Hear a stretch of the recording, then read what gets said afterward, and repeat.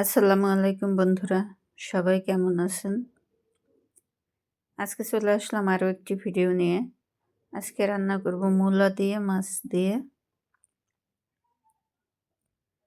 তো এজন্য আমি প্রথমে যা যা নিয়ে নিলাম,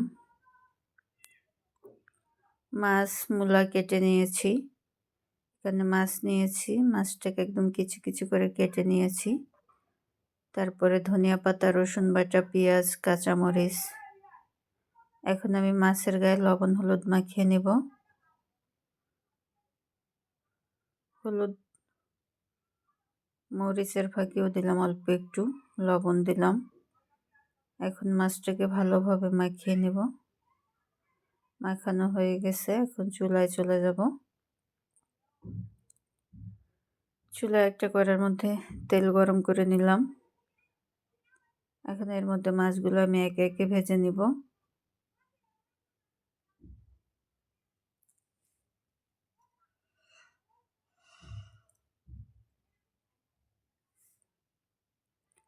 এভাবে উল্টে পাল্টে মাছটাকে ভেজে নিব।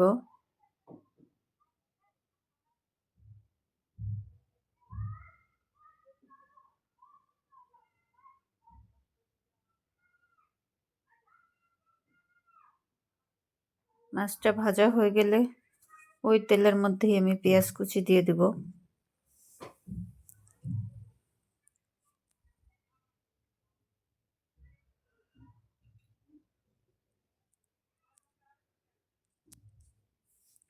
পেঁয়াজ কুচিটাকে আমি একটু ভালোভাবে ভেজে নিব। এর মধ্যে রসুন বাটা দিয়ে দেব, অল্প একটু রসুন বাটা।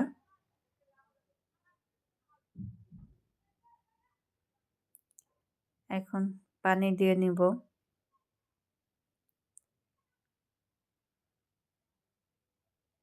হলুদ হাফ চামচ, মরিচ হাফ চামচ। মরিচ হাফ চামচ চেয়ে একটু বেশি দিছি। স্বাদ মতো লবণ। আর মূলার তরকারির মধ্যে হলুদ মরিচ একটু কম দিতে হবে, নয়তো কালারটা সুন্দর আসে না। এই মশলাটাকে আমি ভেজে নিব।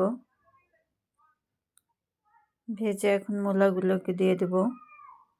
মূলাটা আমি কেটে ধুয়ে পরিষ্কার করে নিয়েছি, এটা সিদ্ধ করিনি, কারণ এই মূলাটা সিদ্ধ করা লাগবে না, নতুনই আছে মূলাটা। এটা এখন ঢাকনা দিয়ে রাখবো 5 মিনিটের জন্য। ফিরে আসলাম 5 মিনিট পরে। উল্টে পাল্টে নেড়ে চেড়ে আমি আবারও ঢাকনা দিয়ে ঢেকে রাখবো 2-3 মিনিটের জন্য। ফিরে আসলাম 2-3 মিনিট পরে। এভাবে মূলাটা কষিয়ে নেব ভালোভাবে।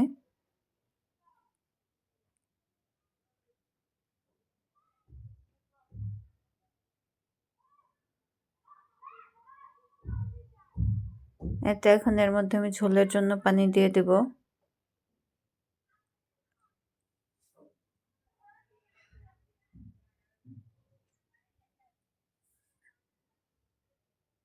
কাঁচামরিচ দিয়ে দিলাম। এখন আগে থেকে ভেজে রাখা মাছগুলোকে দিয়ে দেব।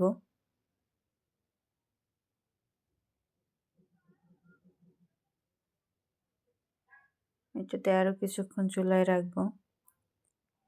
তারপরে ধনিয়া পাতা দিয়ে দেব। এখন উল্টে পাল্টে নেড়ে দিব।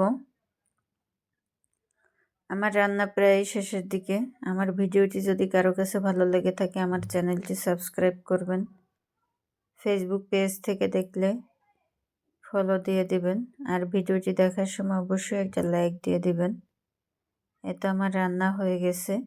মূলা দিয়ে মাছ রান্না করলে অসম্ভব মজা হয় বন্ধুরা। এভাবে মূলা দিয়ে মাছ রান্না করে একবার খেয়ে দেখবেন।